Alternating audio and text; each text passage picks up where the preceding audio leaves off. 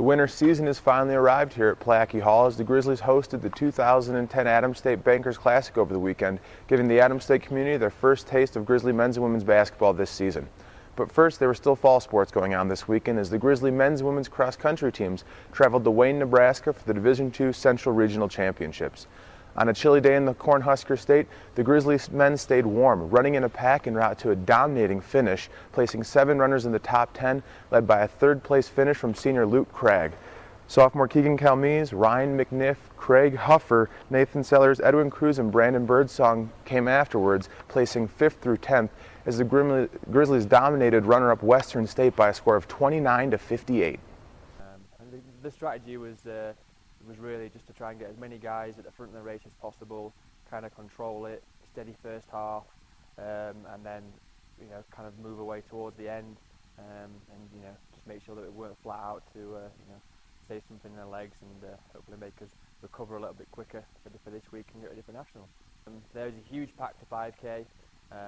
With loads of Western guys as well, and the Western coaches were screaming, look at all that red and all that kind of stuff, and we were just staying relaxed, and we started moving away around about 5K, and at one point I think I looked around and there was Craig and McNiff, and then just looked just behind me and there's Keegan, Edwin and Nathan, and just surrounded by white and green, and we were getting the shouts from the crowd, and it was great just for running with your team, same as you do every day in practice.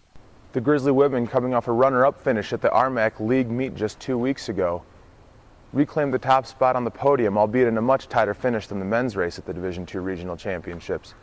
Senior Kristen McGlynn dueled Mesa State's Alexis Scarta just like at the league meet, but held the upper hand this time, clocking an 8-second victory over Scarta for the regional championship.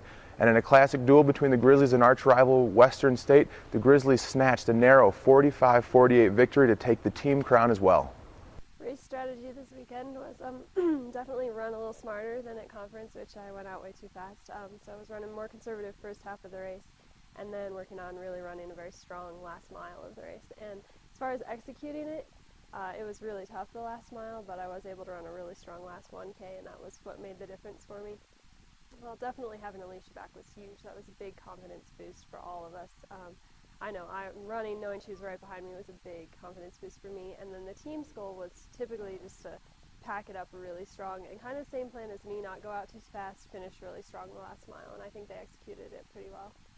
Plackey Hall was rocking this weekend as the Bankers Classic returned for the 3rd straight year, and the Grizzlies were joined by 3 men's and women's teams for 8 games in 2 days. Brianna Benjamin, who was named to the All-Tournament team, led the Grizzly women in their opener on Friday, an 82-47 victory over Northern New Mexico, scoring a career-high 17 points. The Grizzlies shot 58.3%, hitting 35 of 60 shots from the field, while holding the Eagles to just 28.8% shooting in the game. On Saturday, the Grizzly women looked even more dominant, cruising to a 58-27 lead at halftime over Cameron University, aided by 22 first-half points from senior Vera Jo Bustos, who tied her career high with 6 3-pointers in the first half as the Grizzlies hit 15 triples as a team. Bustos finished the game with a tournament-high 24 points and earned tournament MVP honors for the 2nd straight year.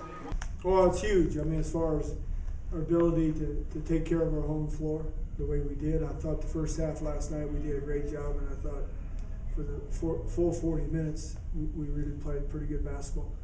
It was big, great crowd. We got 4 great sponsors that helped us put this on tonight. Kids played well, VJ, everybody else played really well.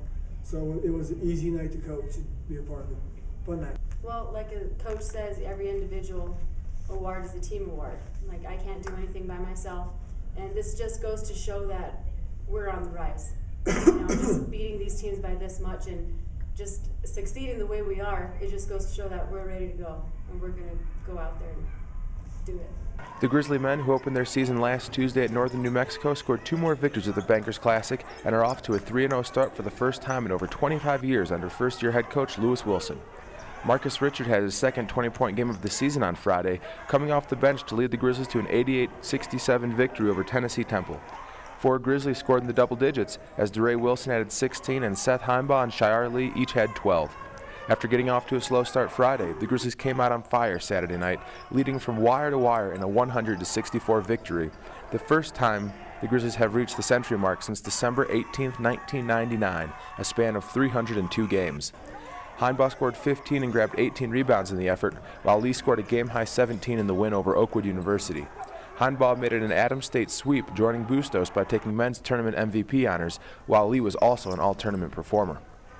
I just felt like I just wanted to work hard for my team. I mean, we had a lot of ups and downs tonight, and during those low times in the game, I just felt like I had to take it upon myself to really lift our team up. And so I tried to show with my play to get everybody else around me, motivated and get them going with. But the 3-0 start, I think, I'm happy for the kids. I'm happy for kids like Seth Heinbaugh and Nate Ingridson, who are seniors, who have worked hard to be in this position. That's good. It's a positive thing. But for me, it's really about focusing on getting better, the next opportunity, trying to improve our basketball team, to make our team better in all phases of play. So the Grizzlies were also in the action on the mat over the weekend, competing at the Northern Colorado Old Chicago Open. Competing unattached for the Grizzlies, Paul Cabbage placed second in the 184-pound weight class, going 3-1 on the day and falling only to Western State's Charlie Pfeiffer, ranked second in the nation in that weight class. Grizzly JV basketball teams also played at home for the first time this season over the last week. Last Wednesday, Brandon Lutz led the Grizzly men with 24 points in an 89-78 loss against Otero Junior College. The Grizzly women opened up at home on Sunday night, falling in a close 88-85 decision against Clarendon College from Texas. Autumn Boyer led the Grizzlies with 25 points, and she and Tay Merriman both posted double-doubles in the game. On Monday night, the Grizzlies and Bulldogs had a rematch here in Plackey Hall, and it was another close game as the Bulldogs pulled out an 86-84 victory. Tay Merriman recorded another double-double, and Alyssa Smith chipped in with the double-double as well, scoring 25 points and grabbing 12 rebounds in the effort. Slow week lies ahead with the Thanksgiving holiday, but the Grizzly women will return to the court in Pueblo on Friday and Saturday for the Colorado State Pueblo Chuck Stevens Classic, where they'll face 16th ranked and NCAA Division II Drury University of Missouri on Friday and the University of Dubuque from Iowa on Saturday.